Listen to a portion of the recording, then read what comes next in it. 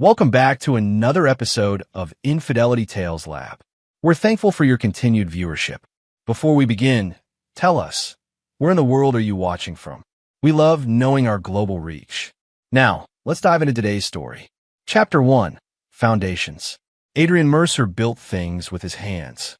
It was what he had always done, from the time he was a boy fixing bicycles in his father's garage to becoming one of the most sought-after custom home builders in Lakewood. His reputation for uncompromising quality and attention to detail had earned him not just financial success, but respect, something he valued far more than money. Today marked 15 years since he'd founded Mercer Custom Homes. The celebration of the lakeside property they'd just finished was in full swing, his crew and their families enjoying the summer evening. Adrian stood back, nursing a beer, watching his wife Vanessa charm a group of potential clients. "You could at least pretend to mingle," came a voice beside him. His brother-in-law, Scott, handed him a fresh beer. "They seem to be doing fine without me," Adrian said, nodding toward Vanessa. At 42, she still turned heads, tall and graceful with auburn hair that caught the sunset light. "Besides, I built the houses. She sells the dream." "Match made in heaven," Scott said with a half-smile that didn't quite reach his eyes. Adrian caught it, but said nothing. Scott had never fully approved of Vanessa, though he kept his opinions mostly to himself these days. "Dad," Adrian's daughter Mia bounded up, her 16-year-old energy seeming inexhaustible. "Mom says we're cutting the cake in 10 minutes. She wanted me to make sure you're ready for your speech." "Speech?" Adrian frowned. Nobody said anything about a speech. Mia rolled her eyes with teenage exasperation. "It's your company anniversary. Of course you have to say something."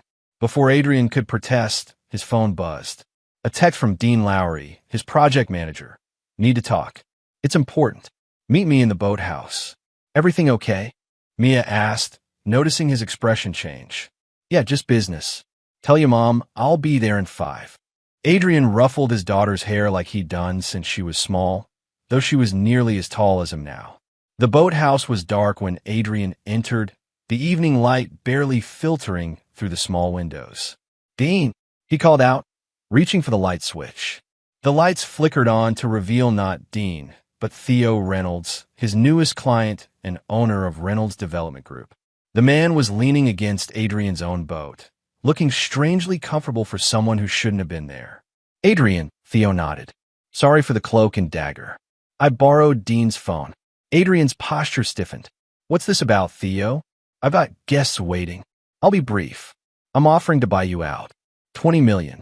Your brand stays intact. You get a 5-year contract as lead builder, but Reynolds Development takes ownership." Adrian stared, incredulous. "My company's not for sale." Theo pushed off from the boat and approached, his expensive shoes clicking on the wooden dock. "Vanessa seems to think otherwise. We've been discussing terms for months." The world tilted slightly beneath Adrian's feet. "Vanessa has no authority to sell my company." "Doesn't she?" Theo raised an eyebrow. "As your CFO and co-owner, I believe she does." He pulled out his phone, tapped the screen, and turned it toward Adrian. "These are the preliminary papers she's already reviewed. I just need your signature to make it official." Adrian struggled to process what he was seeing. "Get out," he finally managed. "We'll discuss this another time." "Fair enough." Theo slipped his phone back into his pocket. "But the offer expires at the end of the month. Vanessa is quite eager to move forward." He paused at the door. "Oh, and congratulations on 15 years. Quite an achievement." Adrian stood alone in the boathouse, the distant sounds of the party continuing without him. His company, his life's work, and Vanessa had been negotiating its sale behind his back. When he finally returned to the party, he found Vanessa looking for him, irritation clear on her face. "Where have you been? Everyone's waiting." She smoothed his collar unnecessarily, a habit that had once seemed endearing. "Why didn't you tell me Theo Reynolds wants to buy the company?" Adrian kept his voice low, controlled. Vanessa's hand froze. "He approached you? Tonight?" "Yes, tonight. At our company anniversary party. With paperwork you've apparently already reviewed." She recovered quickly, her social smile returning. "We can discuss this later. Right now, we have guests." "No," Adrian said firmly. "We discuss this now." How long have you been talking to Reynolds without telling me? Adrian, she hissed, not here. Something caught his eye over her shoulder. Theo Reynolds had returned to the party and was watching them with undisguised interest. When their eyes met, Theo raised his glass in a small toast. Fine, Adrian conceded. Later. But this conversation isn't over. He followed Vanessa to the center of the gathering where a large cake decorated with the Mercer Custom Homes logo awaited. As cameras raised and people cheered, Adrian forced a smile and gave the speech he hadn't prepared, all while a cold realization settled in his chest. The foundation of his life might not be as solid as he had believed. Chapter 2. Cracks. The drive home from the anniversary party was silent. Mia sat in the back seat, headphones on, oblivious to the tension between her parents. Adrian's knuckles were white on the steering wheel. Vanessa stared out the passenger window, her profile illuminated by passing streetlights. Once home, Mia disappeared upstairs with a quick goodnight, leaving them alone in the kitchen of the house Adrian had built 5 years ago, his masterpiece, with its open floor plan and walls of windows overlooking the lake. Explain, Adrian said simply, leaning against the island countertop. Vanessa poured herself a glass of water. Reynolds approached me 3 months ago. I was going to tell you once I had a better sense of the offer. 3 months? Adrian's voice was dangerously quiet. And you didn't think your husband and business partner deserved to know? I was protecting you, she countered. You're so emotionally attached to the company that you can't see the bigger picture. Which is what, exactly? We're getting older, Adrian. Do you really want to be climbing around construction sites when you're 60? This is our chance to secure our future, Mia's future. Reynolds is offering enough that we'd never have to work again. Adrian studied his wife, wondering when she had become a stranger. I built this company from nothing. It's not just about money. No, it's about your ego, Vanessa snapped. You're so obsessed with being Adrian Mercer, the builder, that you can't see what's best for this family. Don't pretend this is about family, Adrian said, the hurt hardening into anger. You went behind my back. For months. That's not protection. That's betrayal. Vanessa's expression softened, and she approached him, placing a hand on his arm. I'm sorry for how you found out. But Adrian, please just consider the offer. For us. He looked at her hand on his arm, then into her eyes, searching for the woman he'd married. I need some air, he said finally, pulling away. Adrian spent the night in his workshop, the smell of sawdust and varnish more comforting than his own bed. By morning, he'd made a decision. I want to see all the company financials, he told Vanessa over breakfast. Every account, every transaction for the past year. Vanessa looked up from her coffee, surprise crossing her face. Why? Because if we're discussing selling my company, I need to know exactly what state it's in. Our company, she corrected. And you get monthly reports. Nothing's changed. Humor me, Adrian said, his tone making it clear this wasn't a request. Mia entered the kitchen, immediately sensing the atmosphere. Everything okay? Fine, honey, Vanessa answered too quickly. Dad and I are just discussing business. On a Saturday? Mia raised an eyebrow, pouring herself juice. Business doesn't know weekends, Adrian said, forcing a lighter tone. Hey, I thought we could work on your car today. That timing belt isn't going to replace itself. Mia brightened. Really? I thought you'd be busy with work stuff after last night. Never too busy for you, kiddo. He tousled her hair, earning a theatrical groan that made him smile genuinely for the first time since his conversation with Theo Reynolds. Later, as they worked side by side under the hood of Mia's second-hand Honda, Adrian found himself studying his daughter. She had his dark hair and stubborn chin, but Vanessa's eyes and graceful hands. Lately, she'd been more distant, spending time with a new group of friends he and Vanessa hadn't met yet. So, he said casually, handing her a wrench, how's school? That project for Mr. Landry going okay? Mia tensed slightly. It's fine. We're working on it. We? Your partner. What was his name again? Tyler, she answered, focusing intently on the bolt she was turning. And yeah, we're making progress. Adrian nodded, noting her evasiveness but not pushing. You know you could talk to me about anything, right? No matter what. Mia paused, looking at him with an expression he couldn't quite read. Yeah, Dad. I know. The moment was interrupted by the sound of gravel crunching under tires. A sleek black SUV pulled into their driveway, and Theo Reynolds stepped out, dressed casually but expensively in designer jeans and a blazer. "What's he doing here?" Mia asked. Adrian wiped his hands on a shop rag. "Good question." Vanessa emerged from the house, looking too put together for a Saturday at home. She greeted Theo with a warm smile and a brief hug that lasted a beat too long. Something cold settled in Adrian's stomach. "I'll finish up here," Mia said quietly, noticing her father's expression. Adrian nodded and approached the pair. "Theo, this is unexpected." "Adrian, sorry to drop by unannounced. Vanessa mentioned you had questions about the offer, and I was in the neighborhood." Adrian looked at his wife, whose smile didn't quite reach her eyes. "Did she? Well, come in then. Let's talk." In his home office, Adrian listened as Theo outlined his vision for Mercer Custom Homes under the Reynolds Development umbrella. It was all very reasonable, very lucrative, and entirely wrong for everything Adrian had built his company to be. "Your craftsmanship combined with our resources," Theo was saying. "We could double your output in the first year." "At what cost to quality?" Adrian asked. Theo leaned forward. "I understand your concerns. But times change, Adrian. Clients want homes faster, with all the modern amenities. They care more about smart home features than hand-carved banisters." "Some clients, maybe," Adrian conceded, "but not mine." "They could be," Vanessa interjected. "That's what Theo's been showing me. There's a whole market we're not reaching."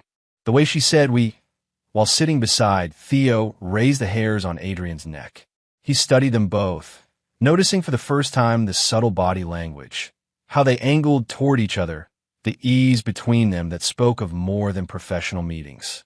"I'll need time to consider everything," Adrian said finally, "and I want my lawyer to review any paperwork." "Of course," Theo stood, extending his hand. "Take the weekend. We can meet at my office Monday morning." After Theo left, Adrian confronted Vanessa in the kitchen. "How long?" She was washing a coffee mug, her back to him. "How long what?" "Don't." His voice was soft but firm. "How long have you been sleeping with him?" The mug slipped from her hands, shattering in the sink. Vanessa turned slowly, her face a mask of shock that didn't reach her eyes. "That's absurd." "Is it? The secret meetings, the way you look at each other. Do you think I'm blind?" "You're being paranoid," she said, but her voice wavered. "Theo is a business associate. Nothing more." Adrian studied the woman he'd spent 20 years with. "You know what's strange?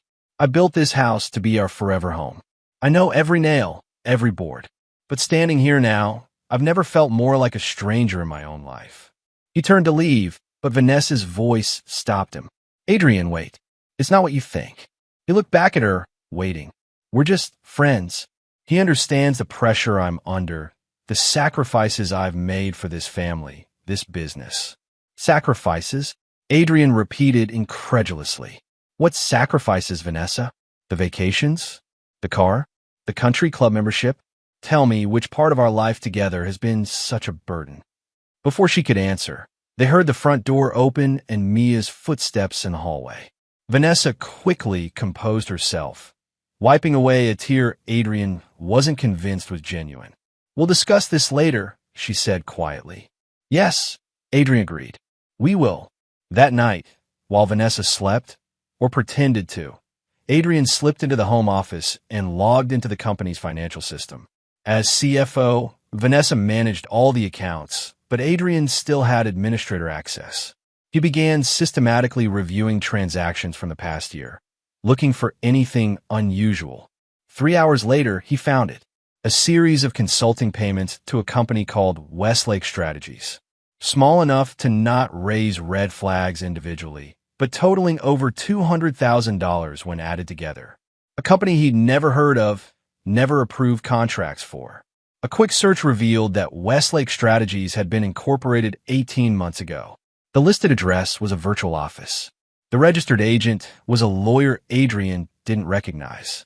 But the incorporation documents were public record, and they listed one principal, Theodore Reynolds. Adrian leaned back in his chair, the pieces falling into place with sickening clarity. Vanessa hadn't just been having an affair. She'd been funneling company money to her lover, weakening the business to make it more susceptible to take over. The betrayal was complete, personal and professional. His marriage, his company, his life, all undermined by the person he had trusted most. By morning, Adrian Mercer was a changed man. The builder, the husband, the father who believed in second chances was gone. In his place stood someone new, someone who understood that sometimes the only way forward was to tear everything down and start again. Only this time, he wouldn't be building. He would be destroying. Chapter 3. Shattered. The Sunday morning sun streamed through the kitchen windows, catching dust motes in its golden light. Adrian sat at the island, a cup of coffee cooling before him, financial documents spread across the granite surface. He'd barely slept, spending most of the night piecing together the extent of Vanessa's deception. "You're up early," Vanessa said, entering the kitchen in her silk robe. She moved to the coffee maker, her back to him. "Couldn't sleep. I was working," Adrian replied, his voice devoid of emotion. "Looking over some interesting financial records." Vanessa tensed almost imperceptibly before reaching for a mug. "On a Sunday? What couldn't wait?" "Westlake Strategies," Adrian said simply. "Ring any bells?" The mug froze halfway to the coffee pot. Vanessa set it down carefully and turned to face him. "You've been going through company records without telling me? Ironic that you're concerned about people doing things behind your back," Adrian observed coldly. "What is Westlake Strategies, Vanessa? Besides a shell company for your lover? It's not what you think." "Stop saying that." Adrian's voice rose slightly. $200,000 of company money to a fake consulting firm owned by Theo Reynolds. While you've been telling me we need to cut costs. While you've been positioning us for his takeover offer. Vanessa's composure cracked. "You don't understand the pressure I've been under. The company is stagnating because you refuse to evolve. Theo has vision. Theo has his hands in my pocket and his dick in my wife," Adrian interrupted brutally. "Don't dress this up as some noble business strategy." Vanessa flinched. "Keep your voice down. Mia could hear you." "I'm sure Mia would be fascinated to learn what her mother's been up to," Adrian replied, gathering the papers into a folder. "But don't worry, I'm not having this conversation here. I've called Liam. He's meeting us at the office in an hour." "Liam? Why is our lawyer involved?" "Because what you've done isn't just adultery, Vanessa. It's embezzlement. Fraud." Adrian stood, tucking the folder under his arm. "Get dressed. I'll wait in the car." "Adrian, please," Vanessa's voice cracked. "We need to talk about this rationally." "We're past that," he said, already walking away. "Way past that." At the office, Liam Porter looked grave as Adrian laid out what he discovered. The three of them sat in the conference room. Adrian and Liam on one side of the table, Vanessa alone on the other, her usual confidence replaced by a tightly controlled panic. "These are serious allegations," Liam said, reviewing the documents. "If what Adrian's showing me is accurate, Vanessa, you could be facing criminal charges." "This is ridiculous," Vanessa protested. "I'm a CFO. I made business decisions. You made fraudulent payments to a company owned by someone with whom you're having an extramarital affair," Liam interrupted, "while simultaneously negotiating to sell the company without the knowledge or consent of your co-owner and husband. There's no scenario where this looks legitimate." Vanessa's eyes welled with tears. "Adrian, please. We can fix this. For Mia's sake, if nothing else." Adrian, who had been silent, finally spoke. "You should have thought about Mia before you started dismantling her future. What do you want?" Vanessa asked, defeated. "Divorce," Adrian said flatly. "You sign over your shares in the company. You take no alimony. In exchange, I don't press charges for the embezzlement." "You can't be serious," Vanessa gasped. 20 years of marriage, and you want to throw it all away?" "I didn't throw it away," Adrian countered. "You did. Every time you met with Reynolds. Every time you diverted company funds. Every time you lied to my face about all of it. And what about Mia? Have you thought about what this will do to her?"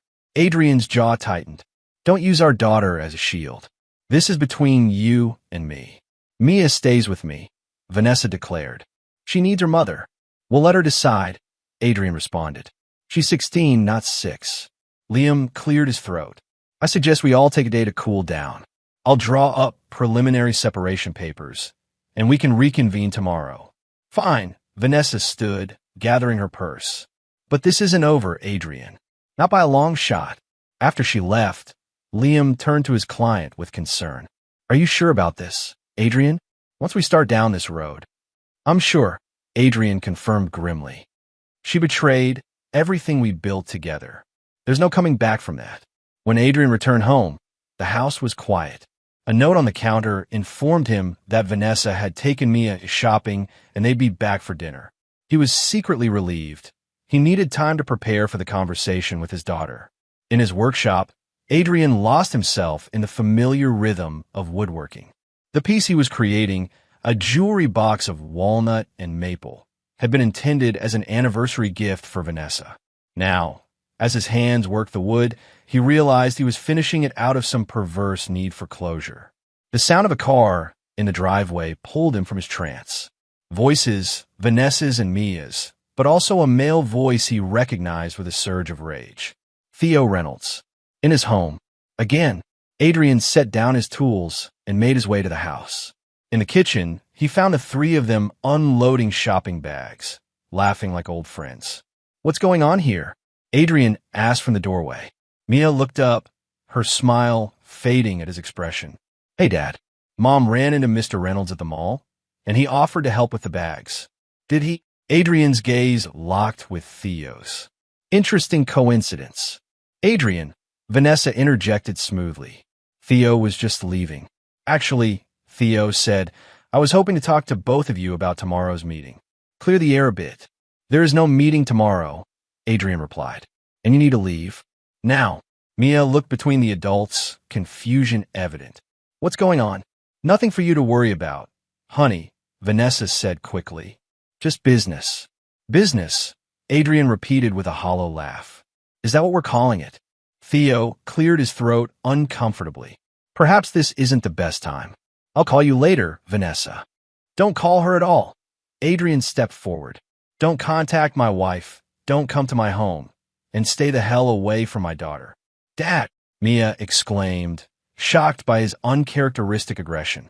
Theo raised his hands in a placating gesture. I understand you're upset, Adrian, finding out about the offer the way you did. The offer? Adrian laughed bitterly.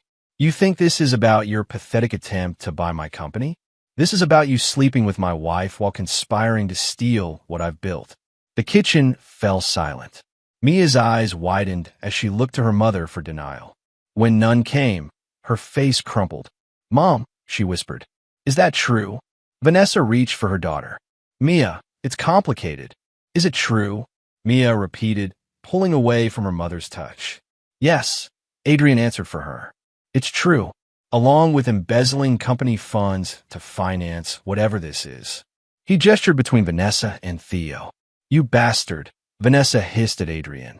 You had no right to bring this up in front of Mia. You brought it into our home, Adrian countered. You made it her business when you invited your lover here. Mia backed away from all of them, tears streaming down her face. I can't believe this. I can't. She turned and fled upstairs, her bedroom door slamming moments later. I should go, Theo said awkwardly. You think? Adrian stepped aside, gesturing mockingly toward the door. By all means. After Theo left, Vanessa rounded on Adrian. How dare you? Humiliating me in front of our daughter. Save it. Adrian cut her off. I'm done with your manipulations. Pack a bag. You're not staying here tonight. You can't kick me out of my own home. My home, Adrian corrected coldly. Built with my hands, paid for with my company's money. Money you've been stealing. So yes, I am. Go to a hotel. Go to your mother's. Go to your lover. I don't care where you go, just go. Vanessa stared at him, searching his face for any sign of the man she'd married. Finding none, her shoulders slumped in defeat. Fine, but this isn't over. You're right about that, Adrian agreed. It's just beginning. After Vanessa left to pack, Adrian went upstairs and knocked gently on Mia's door. Mia? It's Dad. Can we talk? No answer came, but he could hear muffled sobbing from within. I know this is a lot to take in, he continued through the door. I'm sorry you had to find out this way. When you're ready to talk, I'm here. Still no response. Adrian sighed and returned downstairs, settling into his armchair with a glass of whiskey. The house that had once been his pride and joy now felt like a mausoleum for his failed marriage. Everything he'd built, his family, his company, his life, was crumbling around him. But as he sat in the gathering darkness, something hardened within Adrian Mercer. The pain of betrayal crystallized into resolve. Vanessa and Theo had conspired to take everything from him, believing him too blind or too weak to fight back. They had gravely miscalculated. Adrian wasn't just a builder. He was a planner, a problem solver, a man who understood that proper foundation work was essential for anything meant to last. And now, he would use those same skills to plan his revenge, meticulously, patiently, irrevocably. They wanted to destroy what he'd built. He would make sure they regretted it for the rest of their lives. Chapter 4: Cold Fire.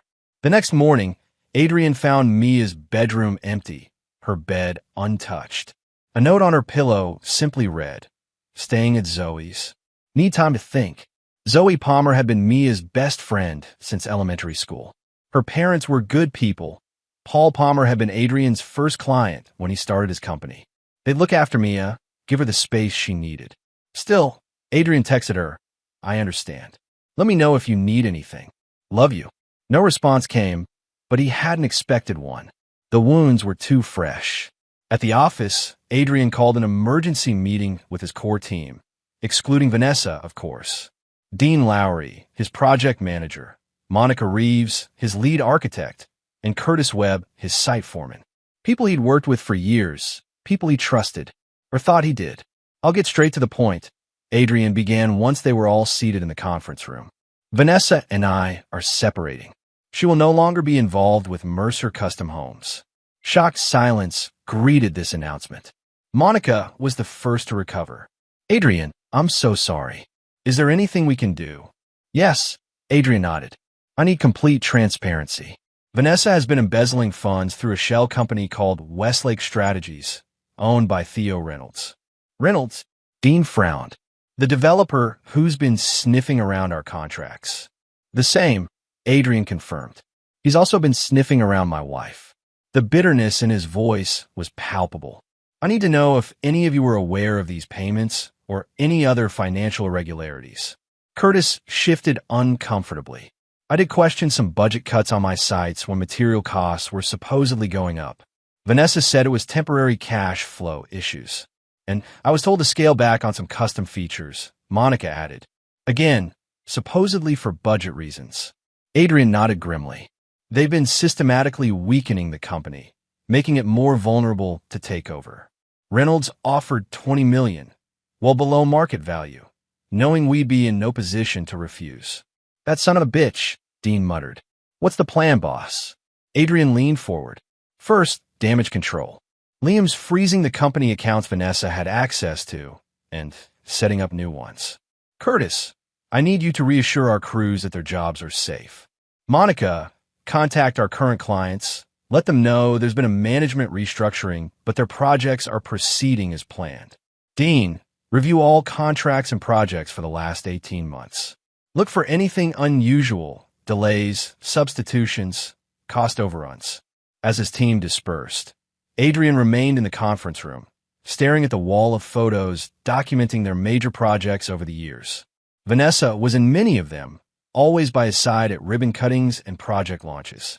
The perfect business partner, the perfect wife, all an elaborate fiction. His phone buzzed with a text from Liam. Vanessa's lawyer called. "They want a meeting. Tomorrow, 10 a.m., my office." Adrian replied simply, "I'll be there." That evening, he returned to an empty house. No Vanessa, no Mia, just the hollow echo of his footsteps on the hardwood floors he'd installed himself. He should eat something, he knew, but the thought of food turned his stomach. Instead, he poured himself a drink and stepped out onto the deck overlooking the lake. The silence was broken by the sound of tires on gravel. Adrian tensed, expecting Vanessa, but the car that pulled up was Paul Palmer's old Volvo. A moment later, Mia emerged, her shoulders hunched as she made her way to the front door. Adrian met her in the entryway. She looked tired, her eyes red-rimmed from crying. "Hey," he said softly. "You okay?" Mia shrugged, dropping her backpack by the stairs. "Not really. Have you eaten? I can make something." "I had dinner at Zoe's," she replied, then hesitated. "Is Mom here?" "No. She's staying at Grandma Patty's." Mia nodded, relief evident in her posture. "Good. I don't think I can face her yet." They moved to the living room, settling into an uncomfortable silence. Finally, Mia spoke. "Did you know? Before yesterday, I suspected something was wrong," Adrian admitted. "But I only confirmed it this weekend. The affair, the money, all of it. How could she do this to us?" Mia's voice cracked. "To you? You've given her everything." Adrian's heart ached at his daughter's pain. "I don't have answers, Mia. Sometimes people make choices that hurt the ones they love most. It doesn't mean they don't love them. It means they love something else more." "What, like Mr. Reynolds?" Mia scoffed. "He's such a phony, always talking about his vacation homes and his private jet." Adrian raised an eyebrow. "You've met him before yesterday?" Mia looked away. "A few times. Mom introduced us a couple months ago. Said he was a business associate interested in mentoring young people interested in real estate. He offered me an internship for the summer." The calculation behind it all made Adrian's blood boil.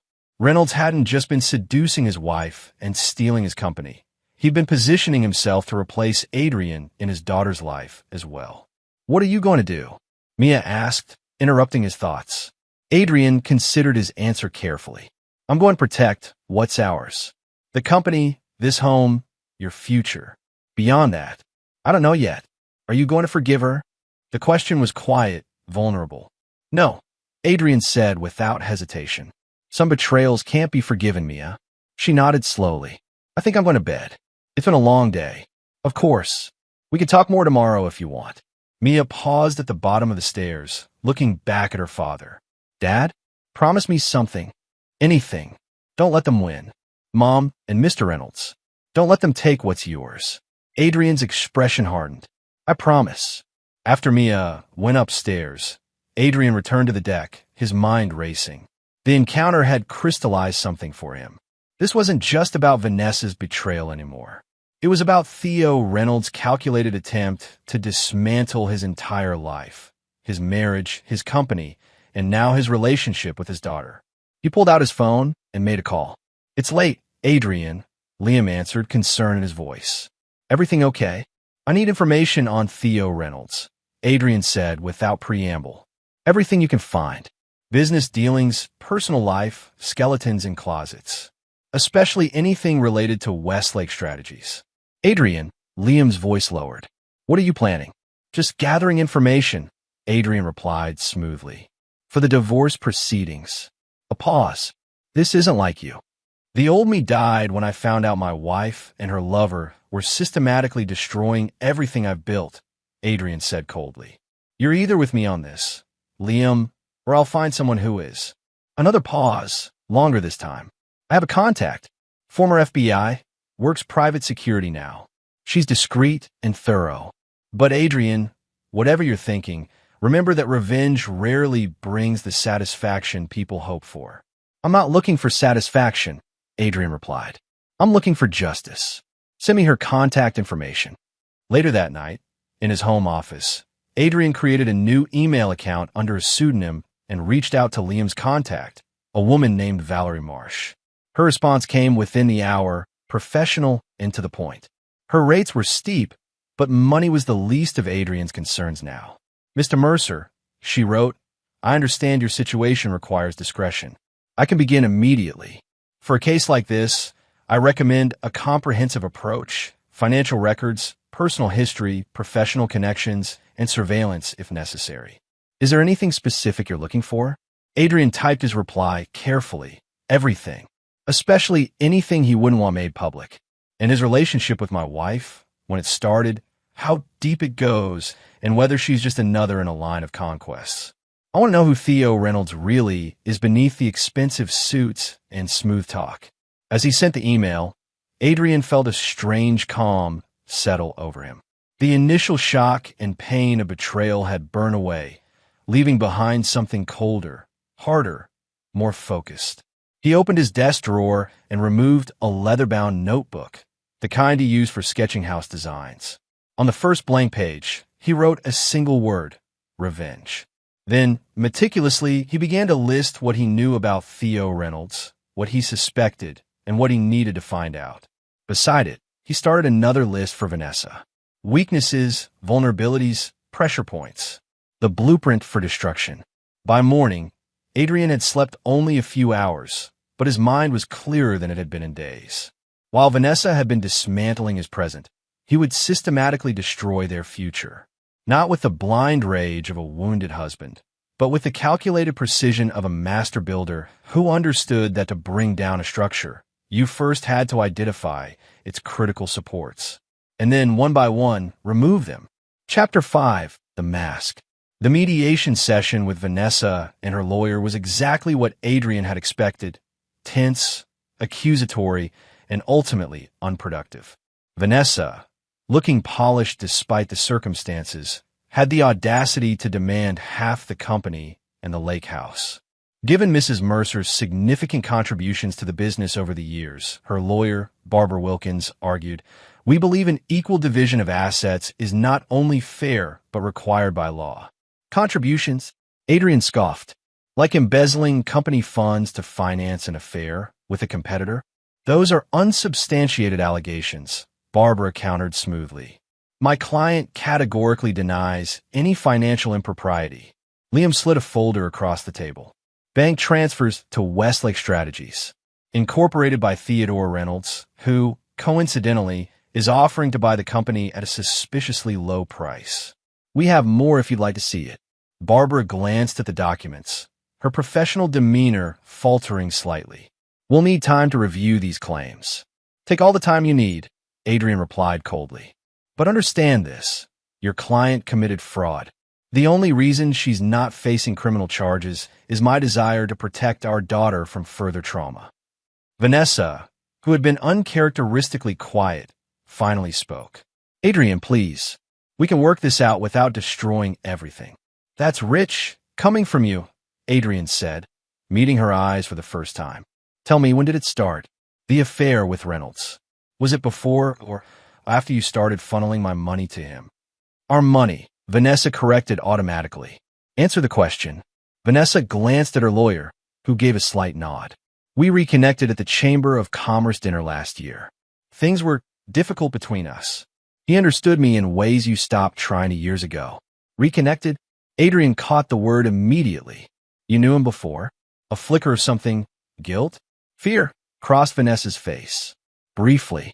In college. It wasn't serious then. Another piece of the puzzle. Adrian filed it away for later investigation. And the money? Was that his idea or yours? Adrian, Liam warned quietly. No, I want to know, Adrian pressed. $200,000 of company funds. Our client's money. Was that the price of your affection, or did he have to throw in the promise of a new life once I was out of the picture? That's enough, Barbara interrupted firmly. We're not here to litigate past grievances. We're here to discuss an equitable division of assets moving forward. Here's what's going to happen, Adrian said, ignoring the lawyer completely. Vanessa signs over her shares in the company. She walks away with a one-time settlement of $500,000.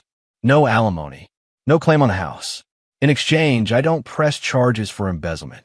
That's absurd, Barbara sputtered.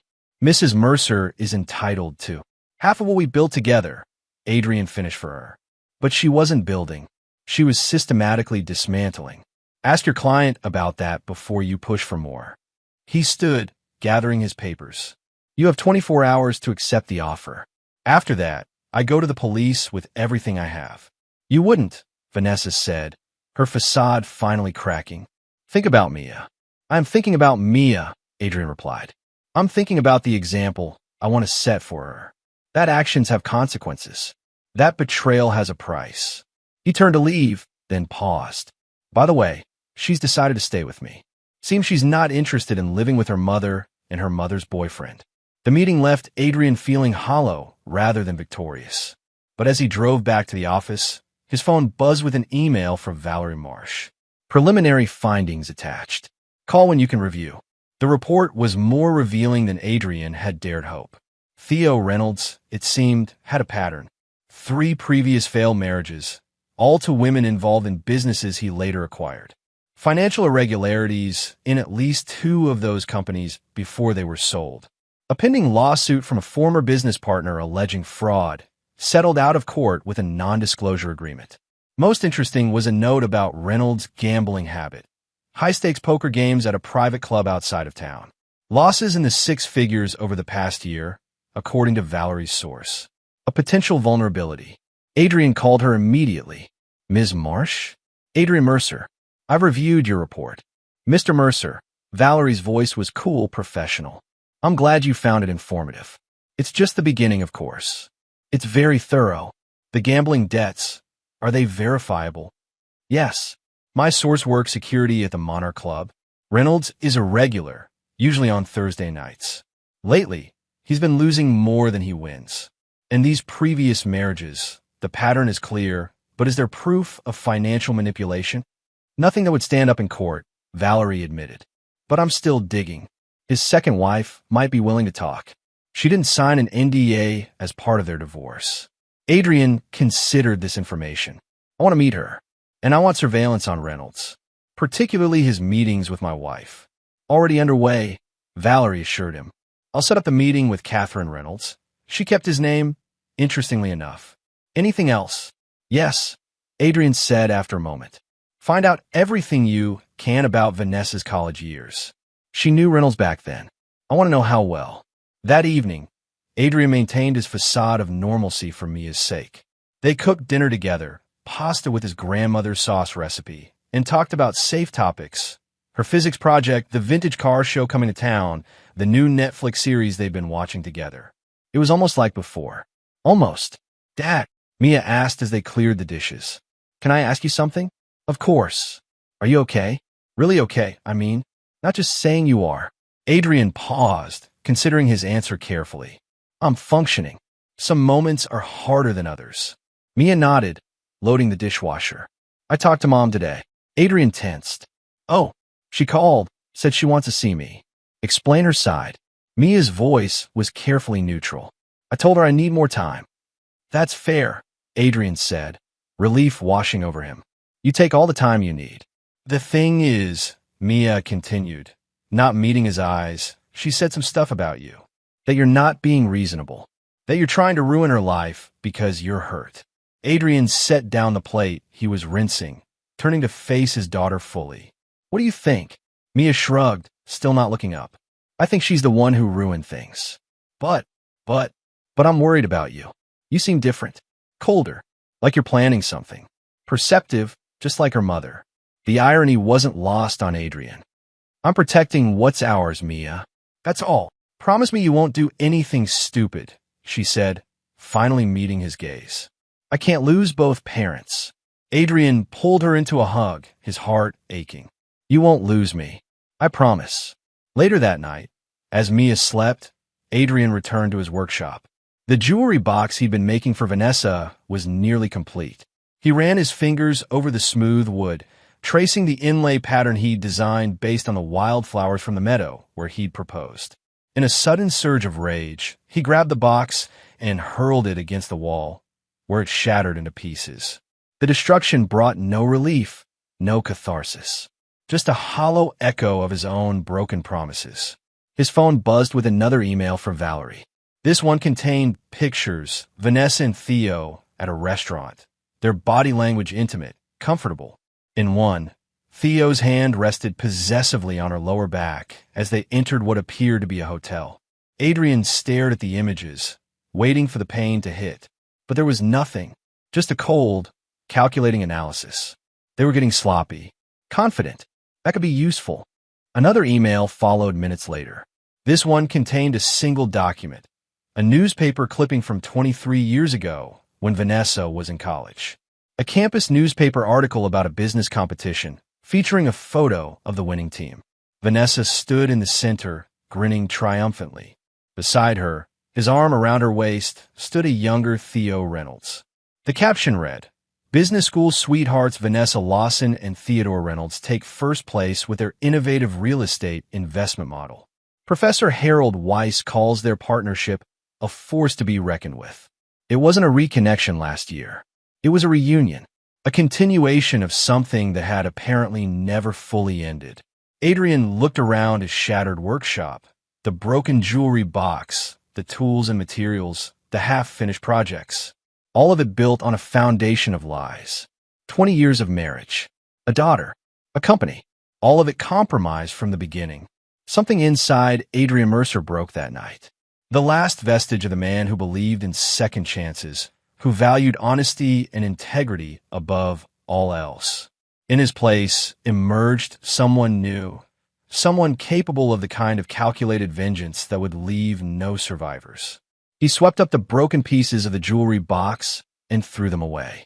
Then, with steady hands, he began a new project, one that would serve as both cover and metaphor for what was to come. A game of chess, carved in contrasting woods. Dark walnut for one side, pale maple for the other. Each piece a perfect representation of its power and purpose. Starting with the king. Starting with himself. Chapter 6. The Architect. Over the next 2 weeks, Adrian Mercer lived a double life. By day, he was the stoic business owner dealing with the aftermath of his wife's betrayal, meeting with lawyers, reassuring clients, maintaining a brave face for his employees and his daughter. By night, he became the architect of destruction, meticulously planning the downfall of Theo Reynolds and Vanessa. His workshop transformed into a war room, the chess set growing piece by piece alongside his plans. Vanessa had accepted his divorce terms, her lawyer's resistance crumbling when Liam had presented additional evidence of financial impropriety. The settlement was being drafted, the company's shares transferred. Adrian should have felt victorious. Instead, he felt nothing but cold determination to see his larger plan through. Valerie Marsh had proven invaluable, uncovering layers of Reynolds' corrupt business practices. Shell companies similar to Westlake Strategies, partners left financially ruined, former employees silenced with NDAs and threats. The man was careful, but not careful enough. Most crucially, she'd arranged a meeting with Catherine Reynolds, Theo's second ex-wife, who now lived in a modest apartment in the neighboring town. "He'll destroy her, you know," Catherine said, sipping tea in her small living room. She was in her 40s, still beautiful, but with a weariness in her eyes that spoke of hard lessons learned. "Your wife. Once he gets what he wants, which is my company," Adrian supplied. Catherine smiled sadly. "Not just that. It's about winning, taking what belongs to someone else. Theo doesn't value things. He values acquisition. You were married 4 years. 3 years, 8 months. I own a small chain of boutiques when we met. By the time he left, they were all closed, and somehow he owned the real estate they had occupied." Her laugh was brittle. "I never saw it coming. Not until it was too late. And there were others? Before my wife?" Catherine nodded. "At least 2 that I know of. One during our marriage, a client's wife. The other after me, before your wife. Patricia something. She had a landscaping business he wanted for a development project." Adrian froze. "Patricia? Last name Powell." "Yes, that's it. Powell Landscapes." "Why? Do you know her?" Adrian's mind raced. Patricia Powell. Vanessa's mother. The pieces were aligning with sickening clarity. "She's my mother-in-law." Catherine's eyes widened. "Oh my God, that can't be coincidence." "No," Adrian agreed grimly. "It's not. What are you going to do?" Catherine asked, studying his face. Adrian met her gaze steadily. "What would you do if you could go back? Knowing what you know now." She didn't hesitate. "Burn it all down. Him, his reputation, his business. Everything. That's exactly what I intend to do," Adrian said softly. "And I think you can help me." That night, Adrian added more pieces to his chess set and more elements to his plan. The meeting with Catherine had confirmed what he'd suspected. Reynolds' pattern of seduction and destruction wasn't opportunistic. It was methodical. The connection to Patricia Powell was the missing piece. Reynolds hadn't reconnected with Vanessa by chance. He'd calculated it, using his relationship with her mother to gain access. And Patricia had allowed it, perhaps encouraged it, despite knowing his history. Adrian's phone buzzed with a text from Mia. Can we talk when I get home? Important. Of course, he replied. Everything okay. Just need to talk. See you at 6. When Mia arrived, she seemed nervous, fidgeting with her backpack straps as she followed Adrian to the kitchen. What's up? He asked, keeping his tone light as he prepared dinner. I saw Mom today, Mia admitted. She was waiting outside school. Adrian set down the knife he was using to chop vegetables, careful to keep his expression neutral. I see. How'd that go? Weird, Mia said, slumping onto a bar stool. She was crying a lot, said she made a terrible mistake and wants to come home.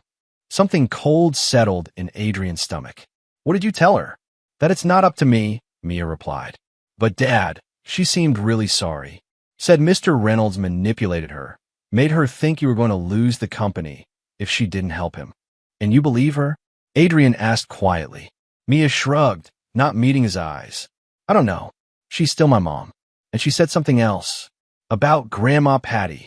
What about her? That she dated Mr. Reynolds a few years ago. That it ended badly. Mom said he's been planning this for years, getting close to our family.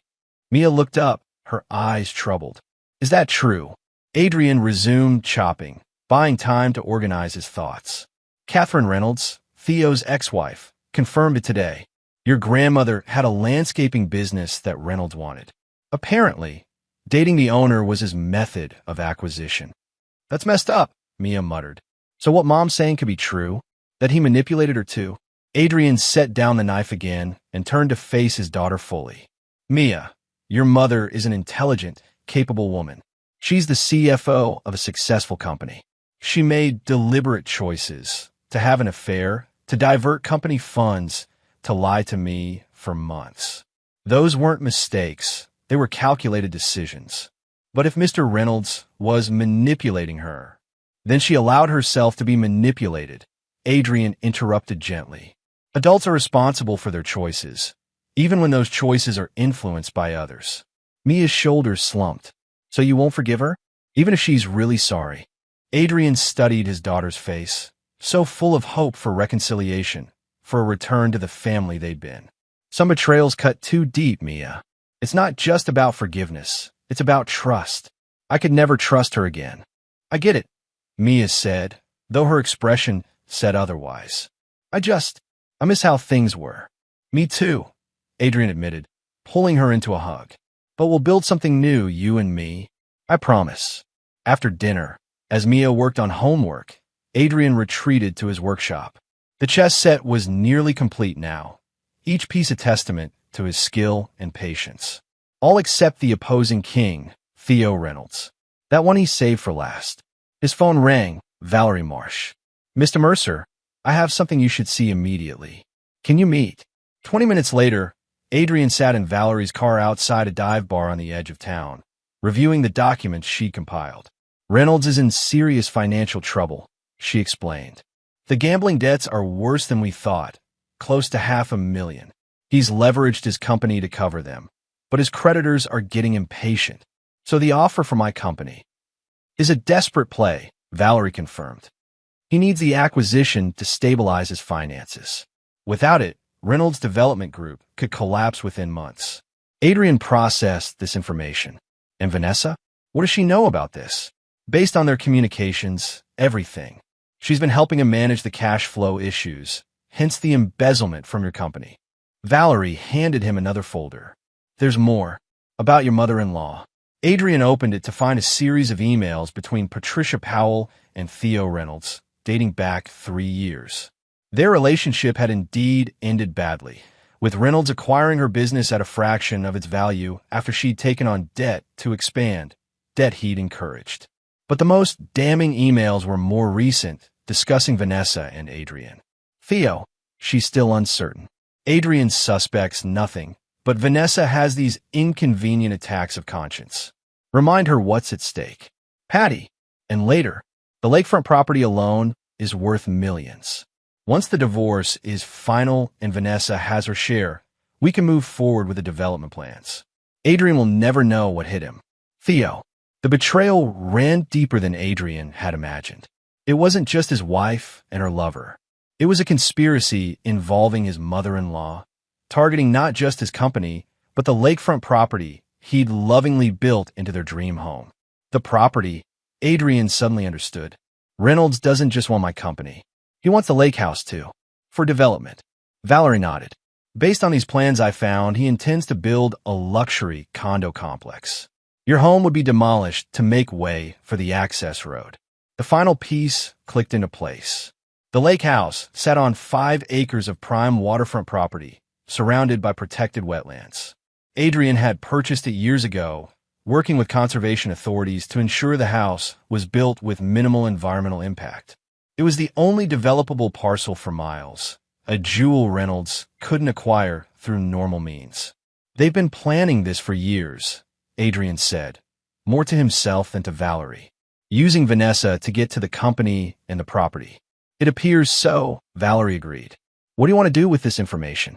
Adrian considered the question carefully.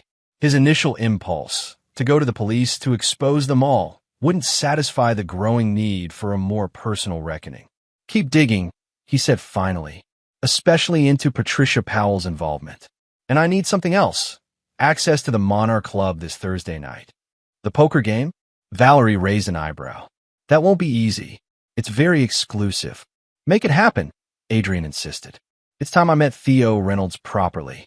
Not as the husband he'd betrayed, but as the man who's going to destroy him. As Adrian drove home, a plan crystallized in his mind. Reynolds was desperate for cash. His gambling problem made him vulnerable. And Adrian now controlled the very things Reynolds needed most, the company and the property. Back in his workshop, Adrian finally carved the opposing king for his chess set. Theo Reynolds, rendered in dark walnut with exquisite, damning detail. He placed it on the board, surrounded by its remaining pieces, Vanessa the queen, Patricia the bishop. Then, one by one, he positioned his own pieces in a classic checkmate configuration. The trap was set. All that remained was to spring it. The next morning, Adrian called Liam with specific instructions for the divorce settlement. I want a clause about the lake house. Vanessa gets right of first refusal if I ever sell. Why would you add that? Liam asked, confused. You've been adamant about keeping the property. Just do it, Adrian insisted, and make sure it's prominently featured in the agreement. I want her to notice it. Adrian, Liam's voice lower, concerned. What are you planning? Justice, Adrian replied simply. Long overdue. The board was set. The players positioned. After weeks of pain and planning, Adrian Mercer was ready to begin the endgame. Chapter 7. First Blood. The Monarch Club occupied the top floor of a nondescript office building downtown, its existence known only to the wealthy and well-connected.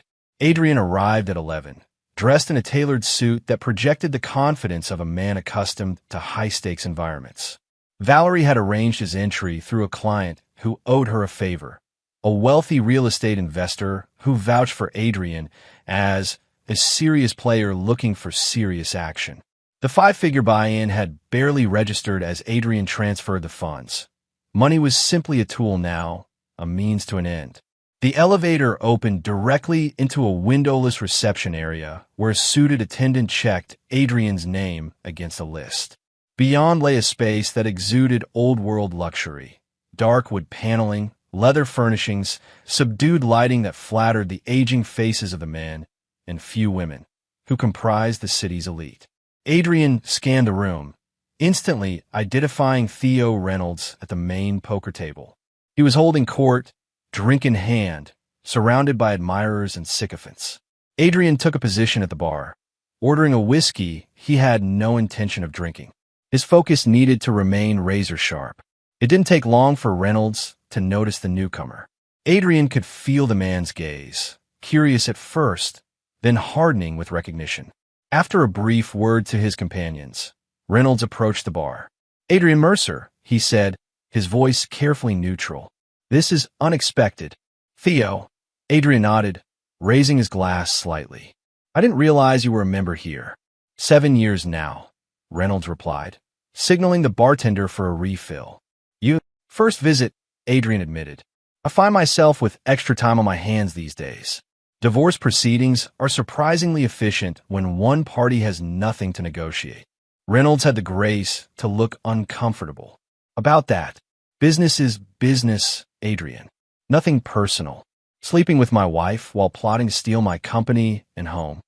Adrian's smile was cold. That feels rather personal. The bartender set down Reynolds' drink, and the man took a long sip before responding. Vanessa and I have history. Before you. Sometimes old flames reignite. So I've learned, Adrian said, swirling his whiskey. College sweethearts, reunited after all these years. Almost romantic, if it weren't so calculated. Something flickered in Reynolds' eyes. Surprise, perhaps, that Adrian knew about their past. Ancient history. Like your relationship with Patricia Powell? Adrian watched carefully as Reynolds stiffened.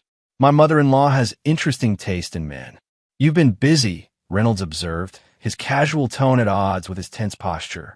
I've had time to connect some dots, Adrian agreed. 3 women, 3 businesses, 1 Theo Reynolds walking away with everything. It's quite a pattern. Reynolds set down his glass. If you came here to threaten me. Threat? No, Adrian interrupted smoothly. I came to play poker. I hear you're quite the enthusiast. Reynolds studied him, trying to discern Adrian's true purpose. The buy-in is steep. I can afford it, Adrian replied. Unless you'd rather not play with me? Actually, Reynolds' smile returned. Predatory now. I'd love to take your money. Consider it a down payment on what you'll lose in the divorce. We'll see who loses what, Adrian said, finishing his drink. Shall we?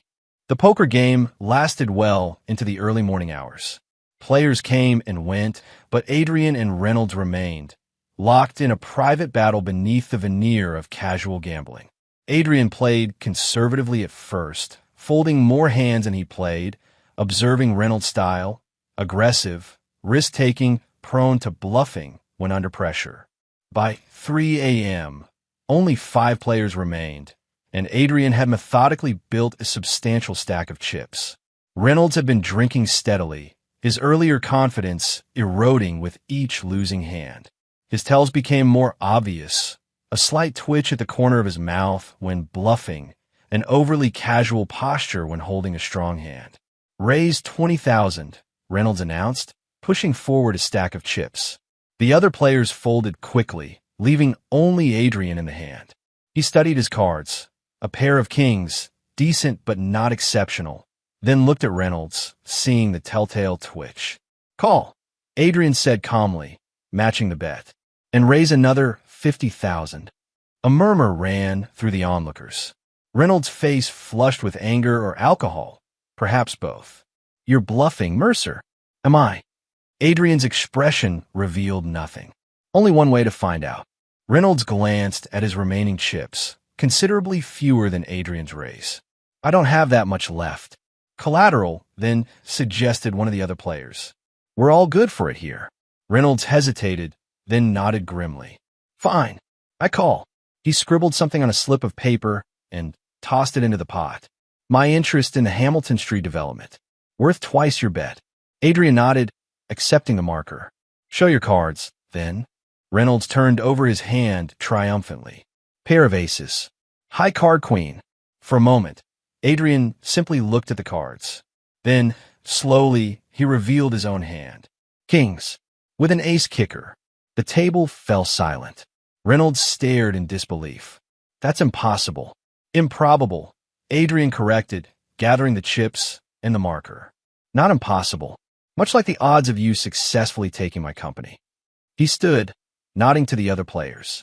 Gentlemen, it's been enlightening. Mr. Reynolds, I'll have my lawyer contact you about claiming my interest in the Hamilton Street project.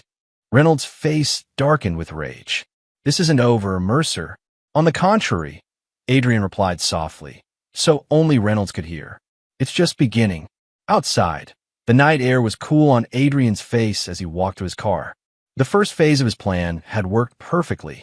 Reynolds was now financially compromised, having lost not only cash, but a valuable development interest to the very man he was trying to destroy. But more importantly, Adrian had established himself as a legitimate threat. Not the cuckolded husband to be pitied, but a calculating adversary to be feared. Reynolds would be off balance now, anxious, prone to mistakes. exactly where Adrian wanted him. The next morning, Adrian instructed Liam to formalize his claim on the Hamilton Street development interest. How did you even acquire this? Liam asked, bewildered. This is a multi-million-dollar project. Poker game, Adrian explained casually. Reynolds was feeling reckless. Adrian, Liam's voice was cautious. What game are you playing here? First the divorce clause about the lake house, now this. These aren't random moves. No, Adrian agreed. They're not. That afternoon, Adrian received a text from Vanessa. We need to talk. It's important. He replied simply, my office, 3 p.m. When Vanessa arrived, Adrian was reviewing blueprints for the Hamilton Street development, a luxury mixed-use project that represented a significant portion of Reynolds Development Group's projected income for the next year. You look well, Vanessa observed, taking the seat across from him. She was dressed formally in a blue suit that Adrian had once complimented her on, her hair freshly styled. A deliberate choice, no doubt. What do you want, Vanessa? Adrian asked, not looking up from the blueprints. I heard about last night, she said. The poker game. Theo is upset. I imagine he is, Adrian replied, finally meeting her gaze. Losing tends to have that effect. What are you doing, Adrian? This vendetta against Theo. Against both of you, Adrian corrected. Let's not pretend you're an innocent bystander. Vanessa sighed, her shoulders slumping slightly. I made mistakes. Terrible ones. But this path you're on, it won't bring you peace. I'm not looking for peace, Adrian said coldly. I'm looking for justice. Is that why you added that clause about the lake house? Vanessa asked. Some kind of trap? Not a trap, Adrian replied. An opportunity for you to show your true priorities. Vanessa leaned forward, her voice softening. Adrian, please. For Mia's sake, if nothing else. We can end this amicably. Amicably, Adrian repeated incredulously. You and your mother and your lover conspired to steal everything I built. There is no amicable ending to that story, Vanessa. My mother. Vanessa paled slightly. What does she have to do with this? Adrian slid a folder across the desk. Copies of the emails Valerie had uncovered. Read it and tell me again how you were manipulated by Reynolds. Vanessa's hands trembled as she opened the folder. Adrian watched her expression shift from confusion to shock to dismay as she read the evidence of her mother's complicity. I didn't know, she whispered, looking up with tears in her eyes. About Mom, I swear. She introduced us, reintroduced us, but I never thought that she was setting you up to be his accomplice. Adrian finished. Just like she was, the woman he used and discarded after he took her business. Vanessa shook her head in denial.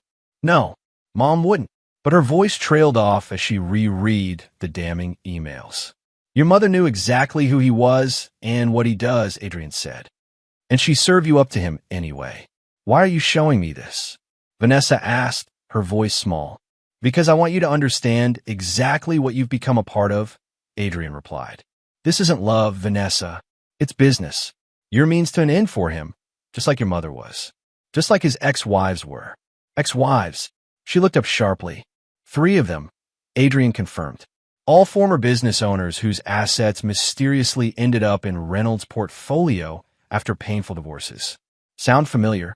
Vanessa stood abruptly, gathering her purse. I need to go. One more thing, Adrian called as she reached the door. The family barbecue at your mother's this weekend. I'll be there. Vanessa turned, her expression a mix of confusion and alarm. What? Why? Mia asked me to come, Adrian replied, which was true enough. She doesn't want to face everyone alone. As her father, how could I refuse? Adrian, please. Vanessa's voice held a note of panic now. Not there. Not in front of everyone. Worry what I might say? Adrian asked with a cold smile. Don't be. I'm not the one with secrets to keep anymore. After Vanessa left, Adrian returned to the Hamilton Street blueprints, but his mind was elsewhere. The look on her face when she'd read those emails, the genuine shock and betrayal, had been unexpected. For a brief moment, he'd felt a flicker of the old connection, the urge to comfort rather than destroy. He crushed the feeling ruthlessly. Vanessa had made her choices. Whether she'd known the full extent of her mother's involvement was irrelevant now. The machine was in motion, the pieces moving toward an inevitable conclusion. That evening, as Adrian worked on the final details of his chess set in the workshop, Mia appeared in the doorway. "Dad, can I talk to you about something?" Adrian set down his tools. "Always." Mia entered, running her fingers over the finished chess pieces. "This is beautiful. When did you start it?" "About 3 weeks ago," Adrian answered. "It helps me think. Is that why all the pieces look like real people?"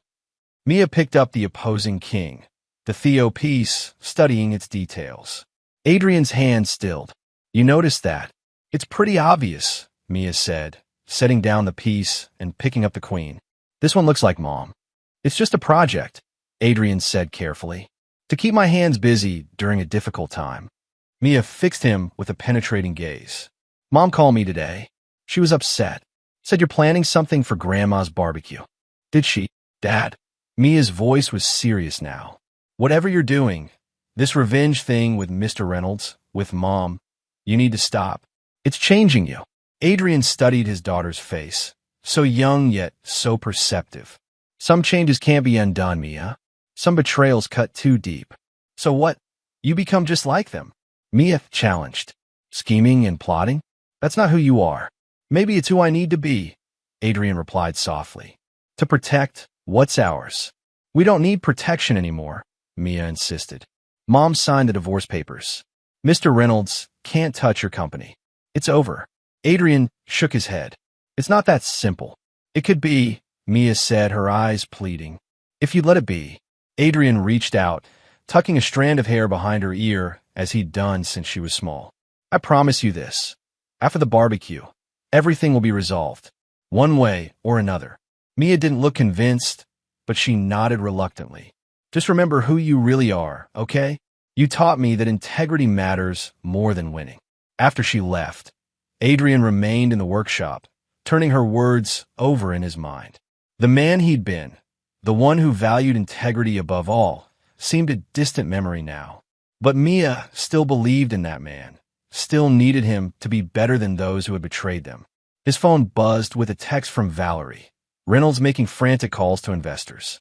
Hamilton Street project was leveraged against gambling debts. "Your claim has triggered a liquidity crisis." He's scrambling. Perfect. The first domino had fallen. Reynolds was vulnerable, desperate, and desperate men made mistakes. Adrian picked up the king piece from his side of the chessboard, carved in his own likeness, and studied it thoughtfully. The path forward was clear, the trap nearly set. By this time next week, Theo Reynolds and everyone who had conspired with him would face the consequences of their betrayal. But Mia's words echoed in his mind. "Remember who you really are." Who is he now? The builder or the destroyer? The man of integrity or the architect of vengeance? Perhaps, Adrian thought as he placed the king back on the board, the barbecue would answer that question for both of them. Chapter 8. The Gathering. Patricia Powell's backyard was transformed for the annual family barbecue. String lights hung from trees, tables covered in checkered cloths, the scent of grilling meat wafting through the air. It was a tradition that dated back to Patricia's late husband's time, a gathering of family, friends, and neighbors that had continued despite his passing 5 years ago. Adrian arrived with Mia, conscious of the stares and whispered conversations that paused as they made their way through the crowd. News of his separation from Vanessa had spread through their social circle, though the details remained mercifully private. "Mr. Mercer," Patricia greeted him with a brittle smile.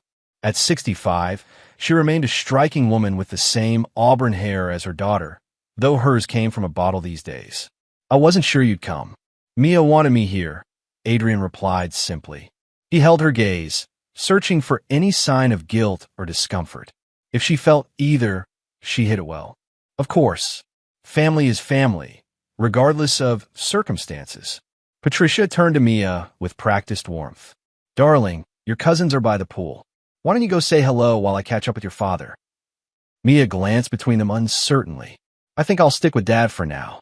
"Go ahead," Adrian encouraged gently. "I'll be fine. Your grandmother and I need to talk anyway."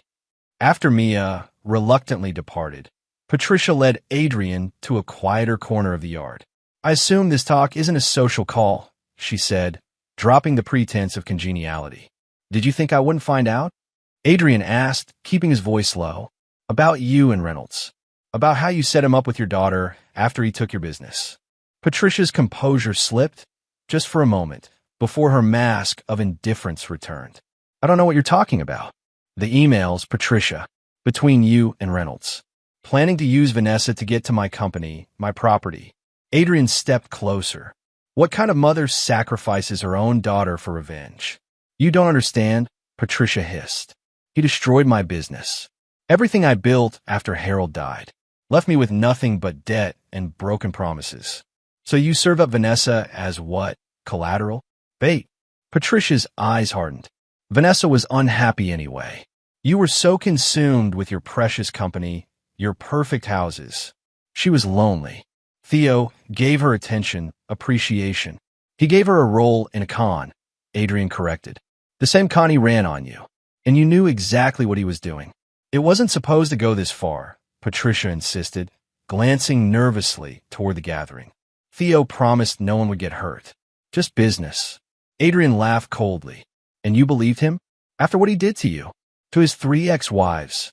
A flicker of surprise crossed Patricia's face. "3? I only knew about Catherine." "There's a pattern," Adrian said. "Women with businesses he wants. Seduction, manipulation, financial entanglement. Sound familiar?" Patricia's shoulders slumped slightly. "What are you going to do?" "Nothing," Adrian replied. "Yet. For now. We're going to rejoin your lovely barbecue and pretend everything is normal. But keep an eye on your daughter, Patricia. She's about to learn exactly what kind of man she's tied her future to." As they returned to the main gathering, Adrian spotted Vanessa across the lawn, engaged in conversation with her sister. Their eyes met briefly before she looked away, her discomfort evident even at a distance. "Dad," Mia called, waving him over to where she stood with her cousins. "Uncle Scott's asking about the Jensen project." Scott Powell, Vanessa's younger brother, greeted Adrian with a genuine handshake. Unlike his mother and sister, Scott had always been straightforward, a quality Adrian appreciated. "Good to see you, man. How's the West Side development coming along?" Adrian fell into easy conversation about work, grateful for the normalcy. Scott had been one of the first to reach out after news of the separation broke, offering support without judgment. If you need anything, he'd said, just ask. Family's still family, whatever Vanessa's done. As afternoon turned to evening, the gathering grew livelier. Patricia's neighbor, a retired firefighter named Lou, manned the grill with military precision. Children chased each other across the lawn, while adults clustered in conversational groups, drinks in hand. And then Theo Reynolds arrived. He entered through the side gate as if he belonged there, dressed casually but expensively in designer jeans and a polo shirt. A hush fell over the gathering as he made his way directly to Vanessa, kissing her cheek with possessive familiarity. Adrian felt Mia tense beside him. "What is he doing here?" "Making a statement," Adrian replied softly. "Staking his claim." "In front of everyone? In front of you? That's so disrespectful."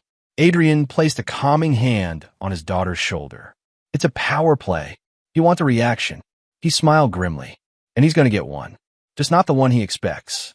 Across the yard, Vanessa appeared uncomfortable with Theo's public display, stepping slightly away from his embrace.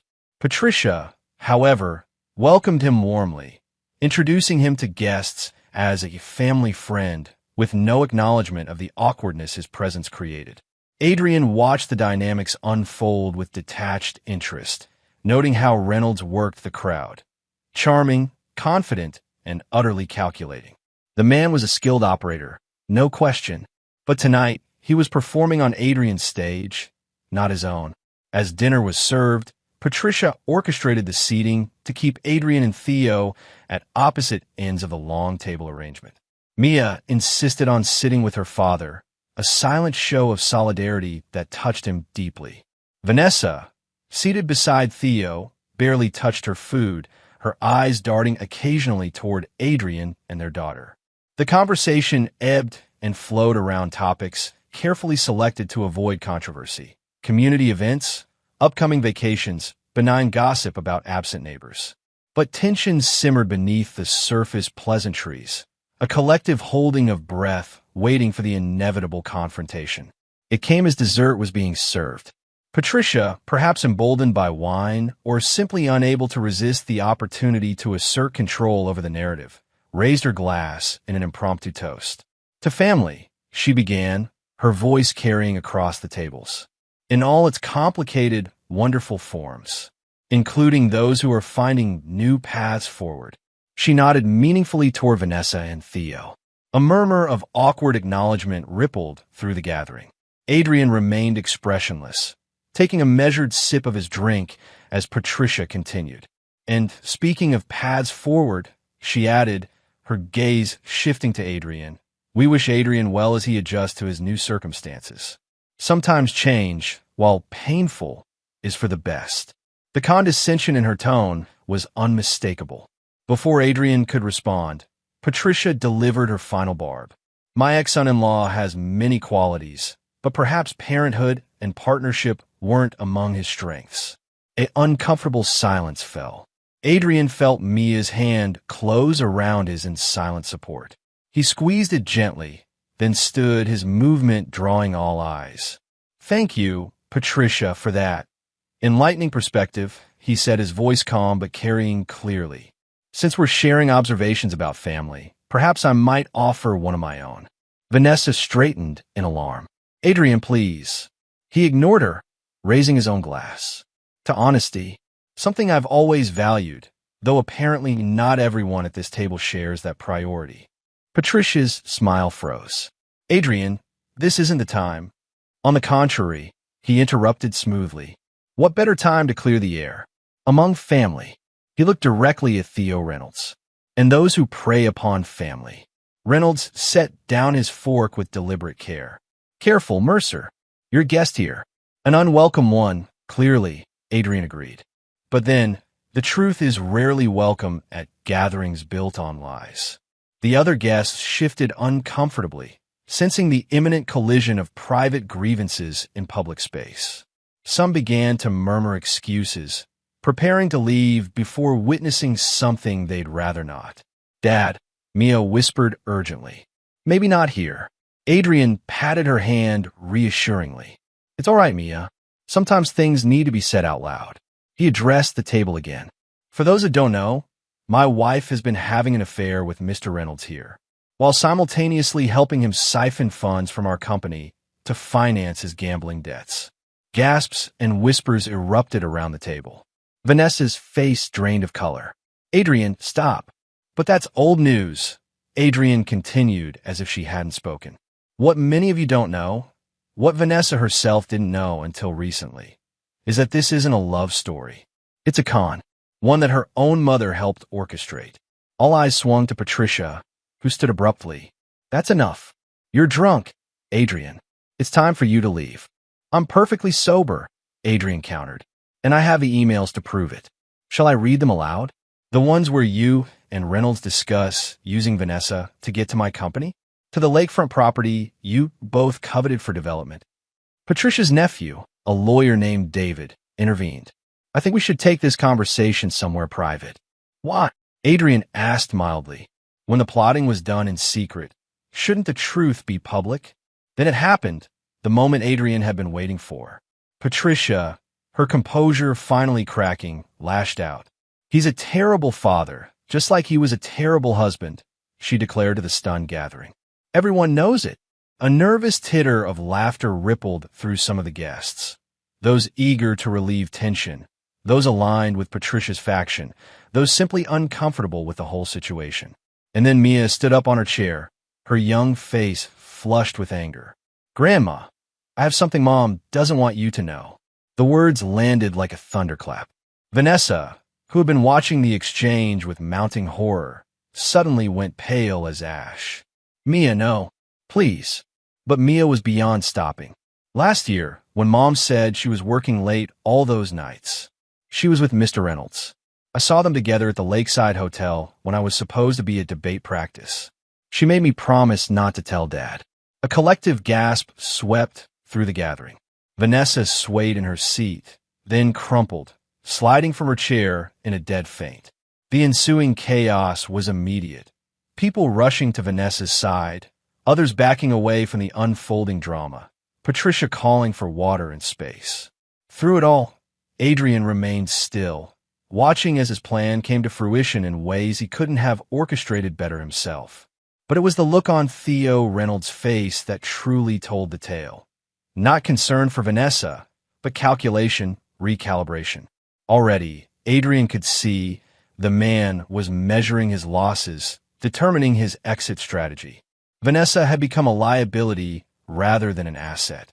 "Come on, Dad," Mia said quietly, tugging at his arm. "Let's go." As they walked away from the commotion, Adrian felt a strange mixture of satisfaction and hollowness. The exposure had been effective, devastating even. But somehow, it felt less triumphant than he'd anticipated.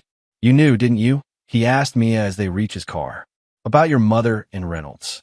All this time, Mia leaned against the passenger door, suddenly looking much older than her 16 years. "Since last September, I wanted to tell you, but Mom said it would destroy you, destroy our family." "It did anyway," Adrian observed softly. "Are you mad at me?" Mia's voice was small, vulnerable. Adrian pulled her into a hug. "No, sweetheart. Never. You were put in an impossible position by the adults who should have protected you. I'm sorry you had to carry that burden." As they drove home in silence, Adrian reflected on the evening's revelations. The public humiliation of Vanessa and Patricia had been satisfying, yes. But the knowledge that Mia had been silently shouldering this secret for nearly a year, that was something he hadn't anticipated. Another cost of Vanessa's betrayal, another injury inflicted not just on him, but on their daughter. Reynolds, however, remained mostly unscathed by the evening's drama. Embarrassed, perhaps, but his public reputation was still intact. His financial troubles remained private knowledge. The final phase of Adrian's plan, the complete destruction of the man who had orchestrated this entire scheme, was yet to come. And now, more than ever, Adrian was determined to see it through. Not just for himself, but for Mia, and for every other victim Reynolds had left in his wake. The real reckoning would come tomorrow at the Monarch Club, where Reynolds would discover just how thoroughly Adrian Mercer had dismantled his carefully constructed world. Chapter 9. Scorched Earth. The morning after the barbecue, Adrian sat in his home office, watching financial markets open on his computer screen while he waited for the inevitable. When his phone finally rang, Liam's name flashing on the display, he felt only calm certainty. "It's happening," Liam said without preamble. Reynolds Development Group stock is in free fall, down 30% already and still dropping. The news about Hamilton Street hit the business wires an hour ago. "And the rest?" Adrian asked. "All proceeding as you arranged. The SEC has opened a formal investigation based on the evidence packet you provided. Reynolds creditors are calling in their markers after the rating downgrade. 3 major projects have been put on hold pending the outcome of the investigation." Adrian nodded to himself. "And Catherine Reynolds?"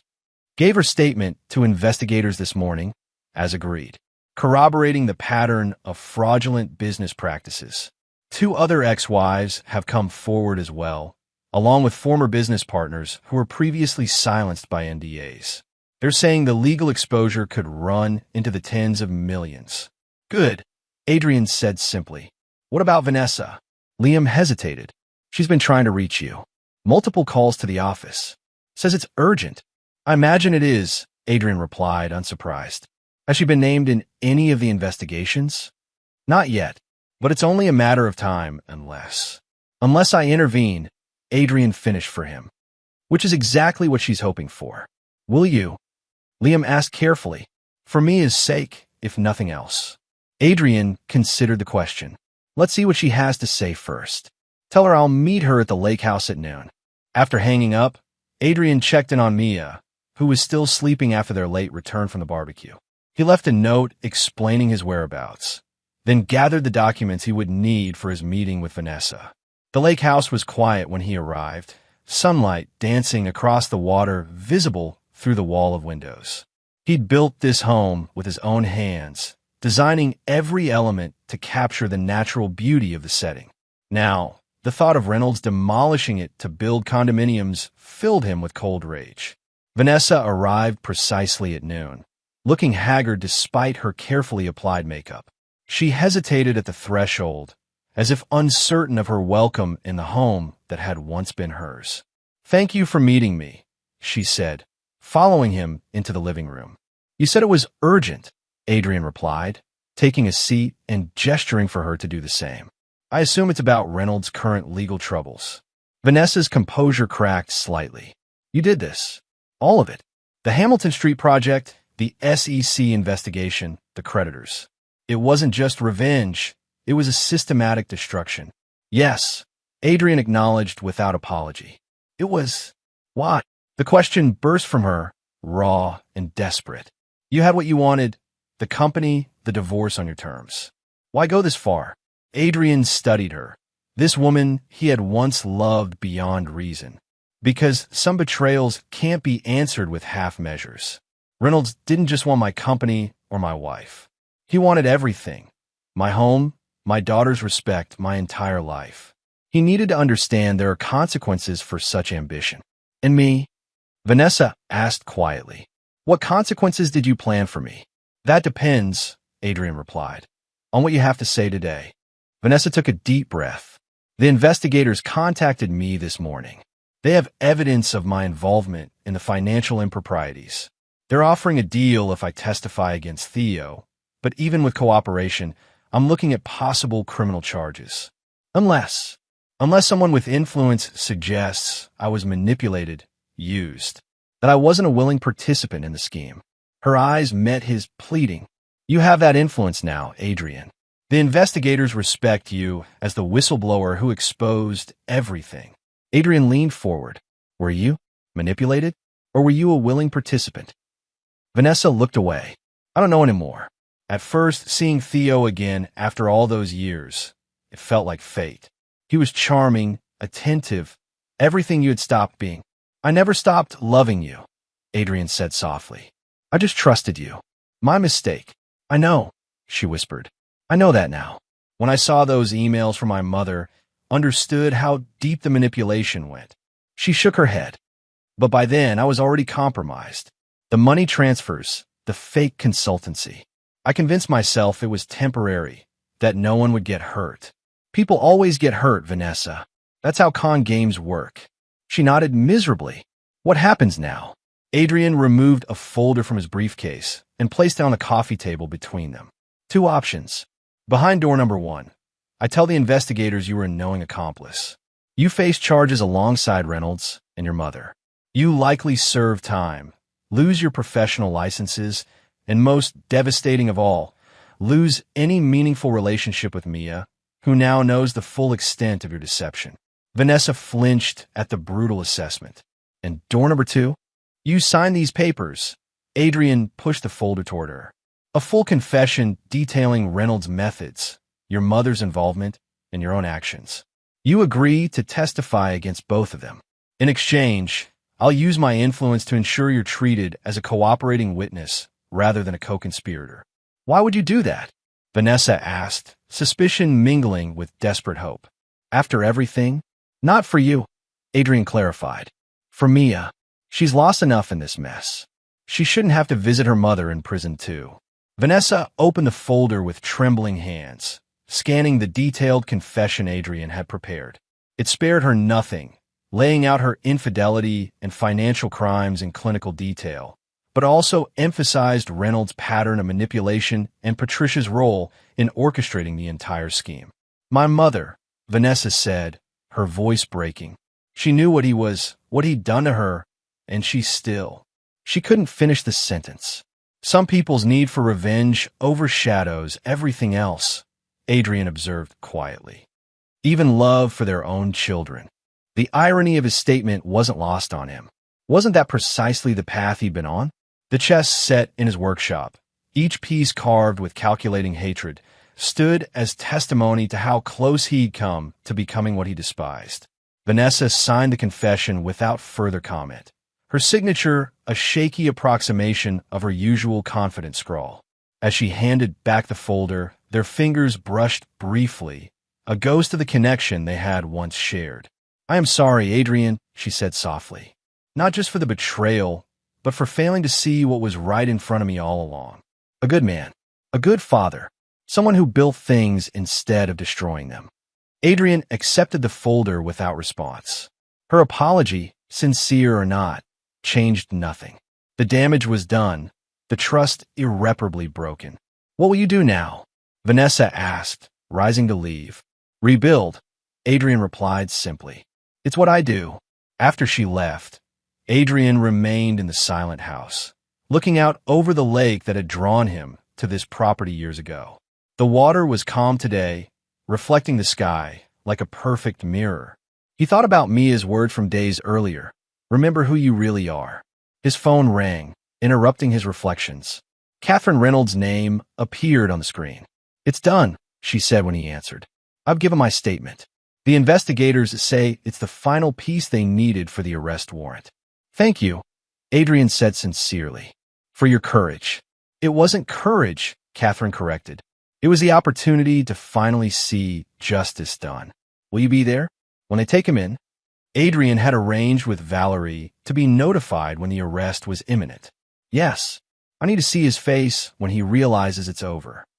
"Understand," Catherine said softly. "Just don't let it consume you. After it's done, find your way back to building instead of destroying.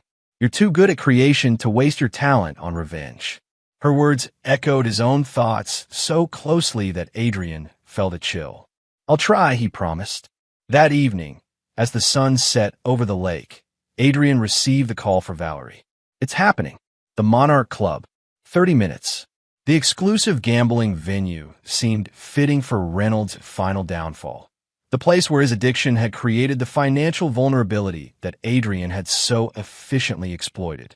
Adrian arrived just as law enforcement was positioning plainclothes officers around the building's exits.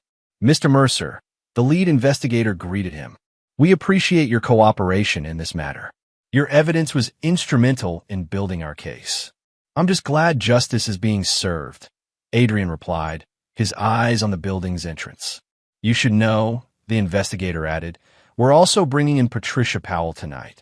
The conspiracy charges are solid, based on the email evidence and your ex-wife's testimony." Adrian nodded, feeling no satisfaction at the thought of Mia's grandmother in handcuffs. Just another casualty in this war he hadn't started, but had finished with devastating efficiency. The arrest itself was anticlimactic. Reynolds emerged from the Monarch Club at 11:17 p.m., talking animatedly on his phone. He'd barely had time to register the approaching officers before they were upon him, reciting his rights as they secured his wrists with handcuffs. Adrian watched from across the street, a silent witness to the culmination of his carefully orchestrated revenge. Reynolds' eyes found him in the shadows, widening with understanding and then narrowing with impotent fury. "Mercer," he shouted across the distance. "This isn't over. You think you've won, but you've lost everything too." Adrian said nothing, simply holding the man's gaze until Reynolds was guided into the waiting police vehicle. Only then did he feel the weight lifting, not happiness or satisfaction, but the unburdening that comes with completed vengeance. As he drove home, Adrian realized Reynolds was partially right. He had lost much in this battle: his marriage, his illusions, perhaps even some essential part of himself. But unlike Reynolds, he still had his daughter, his company, and most importantly, his capacity to build rather than destroy. 3 months later, the lake house sold for well above market value to a conservation trust that would preserve the property and surrounding wetlands in perpetuity. Adrian used half the proceeds to establish a scholarship fund for students pursuing sustainable architecture, creation rising from the ashes of destruction. Theo Reynolds pled guilty to multiple counts of fraud, racketeering, and financial crimes, receiving a 15-year sentence. Patricia Powell, facing her own charges, suffered a stroke before her trial and was remanded to a medical facility under guard. Vanessa, true to the agreement, testified against both and received probation rather than prison time. On a crisp fall afternoon, Adrian stood in his workshop, contemplating the chess set he'd created during those dark days of plotting. Each piece represented a player in the tragedy that had consumed his life for months. Himself, Vanessa, Reynolds, Patricia, all rendered in exquisite, damning detail. Dad, Mia appeared in the doorway. Are you ready? The foundation ceremony starts in an hour. Adrian looked up, smiling at his daughter. They'd weathered the storm together, emerging closer despite the pain. Mia now spent weekends with Vanessa, a tentative reconciliation that Adrian neither encouraged nor discouraged. Some relationships deserved second chances. Others did not. Almost, he replied, gathering the chess pieces one by one. Just finishing something first. After Mia left, Adrian placed the chess set in a custom box he'd built for it. Walnut with maple inlay, a final testament to his skill as a craftsman. Then he carried it to the stone fireplace in his new home, a modest but beautiful house he designed and built himself over the summer. Piece by piece, he fed the wooden figures into the flames. Vanessa, Patricia, even Theo Reynolds, watching as they blackened and crumbled to ash. Last was his own king, the piece he'd carved in his own likeness, imbued with all the cold calculation of the man he'd temporarily become. As it burned, Adrian felt the last vestiges of his revenge dissipate with the smoke. He would never forgive those who had betrayed him. Forgiveness required trust, and that was irreparably broken. But he could release the anger, the obsession with retribution. He was, after all, a builder, and there were better things to create than revenge. Dad, Mia called from outside. We should go. Coming, Adrian replied, watching as the final pieces of his vengeance turned to ash. Then he turned away from the fire and stepped into the crisp autumn air, toward his daughter, toward the future, toward whatever he would build next. The unforgiving man would always remain unforgiving, but he would no longer be defined by what he refused to forgive. Instead,